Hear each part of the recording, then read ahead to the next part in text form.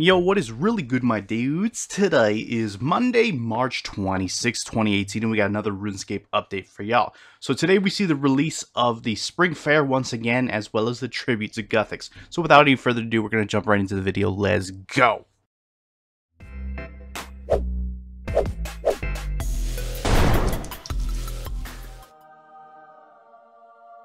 Alright guys, like I said, with the return of the Spring Fayre this time around, you'll no longer need entry tokens to participate in any of the content, meaning you have full range to have fun with everything on offer. Bear in mind, the Spring Fayre will be around until April 23rd, to which it would then be leaving the game. So partake in it while you can. There are various attractions that give you XP and a plethora of skills in the Spring Fayre, so we're going to jump right into it real quick. Visiting the fortune teller will give you a bonus XP star if you solve and perform the fortune given. Doing a scavenger hunt will give you thieving XP. You can visit the Claudia stall once per day for a random prize.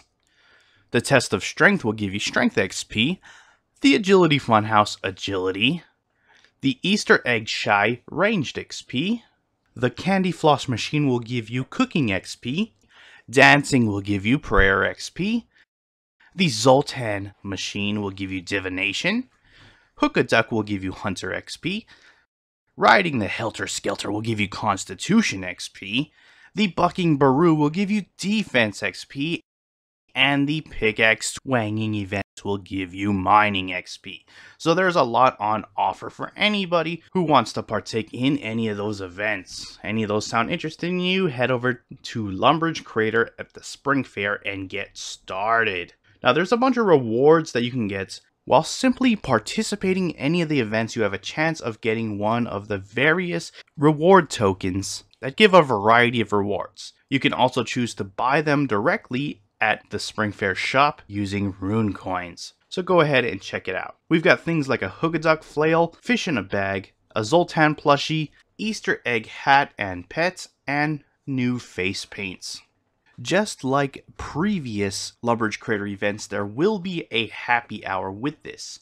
During the happy hour, you will get increased XP drops for the various training methods in the Spring Fayre. World 81 is the free-to-play happy hour worlds, and for members on English worlds, it's worlds 82, 83, 84, 85, and 88. The time at which happy hour occurs is all 1 to 2 o'clock in-game time, 9 to 10, 14 to 15, 21 to 22. Again, those are all the in-game clock. So yeah, that's pretty much all you need to know for the Spring Fayre. Head on over there and get started. Don't forget to take advantage of those happy hours. Jot them down somewhere so you don't forget.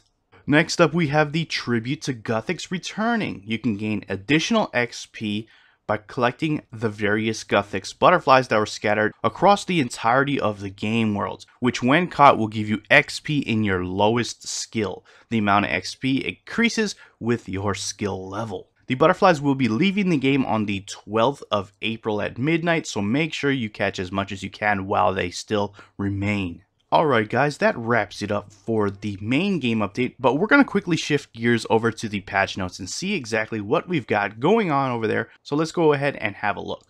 If you destroy certain objects during Pieces of Hate at a specific point in the quest, you're now able to reclaim them. Corrected some disjointed body parts on the Dominion Tower barrel chest. Prevented the player from equipping the barrel chest disguise in Pieces of Hate on certain tiles to prevent falling through a wall. Resolved an issue where you could not reclaim plunder from the chest within Cabin Fever if you somehow had not deposited 5 pieces within Bill Teach's chest. Move the Remington Crossroads hidey hole to avoid it being replaced by the Circus Tickets booth. The Flaming Sword effect has been disabled on the Cursor Rav sword overrides due to compatibility issues. Hard clue scrolls from pickpocketing now correctly check against the clue scroll toggle settings. The female Guthix wizard defending elite caskets no longer has a male voice. Corrected an issue with an unaugmented limitless staff tooltips not showing correct item charge. Fixed an issue that prevented a simple easy clue, an easy emote clue, and an easy map clue from being given during treasure trails. Ensure that all master clues, caskets, and scroll boxes are blocked from disassembly. The Perform Emote option on the Globetrotter shorts now performs the second emotes on a medium emote clue if you already performed the first emotes. Withdrawing items from hidey holes will no longer need you to have an extra inventory space more than required. Corrected all treasure trail wizards to play a teleport sound when they leave. Fixed an issue where the luck message for receiving a sealed clue scroll could be given even when they're already at the soft cap for that tier of clue. The Prosper perk text now mentions the chance to get a master clue scroll. You can now examine Blue, the clue scroll's pet, to see the amount of treasure trails you have completed. Other users examining your pet will show them your total. Change the confirmation message to the tooltip when adding items to a hidey hole. The Flaming Sword effect now correctly works with the Firestorm Blade overrides. Corrected an issue where quick chatting some hard or medium treasure trail rewards would output the wrong item. The Going for a Punt achievement will now complete if you're wearing a Gilded Boater.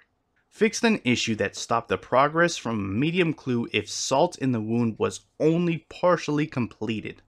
We've got several deep sea fishing changes. Players will no longer be able to attract fish to magical fishing spots if they don't have high enough fishing level. The broadcast when receiving a rare item from the treasure turtle will include the source in the broadcast message. The duration of the calm sailfish spot has been increased. The sea monster encounter is now easier to complete. The whale encounter has been made slightly more difficult. The jellyfish encounter is now slightly easier to complete. All encounters are easier to complete on less populated worlds. Your fishing streak when frenzy fishing will now be halved rather than lost entirely when failing to maintain the streak. The swarm of fish will now grant invention experience on fishing rods rather than just on the rod-o-matic. And the locations for each of the fishing activities are now labeled on the world map. All Squill of Fortune and treasure items that have a use and or stats can now be keepsake copied, so you can use them as an override and still keep their abilities. Outfits that can be upgraded via gameplay are no longer hidden in the wardrobe if the base outfit is owned. Small and medium fletching lamps won from the treasure hunter can now be used by free-to-play players.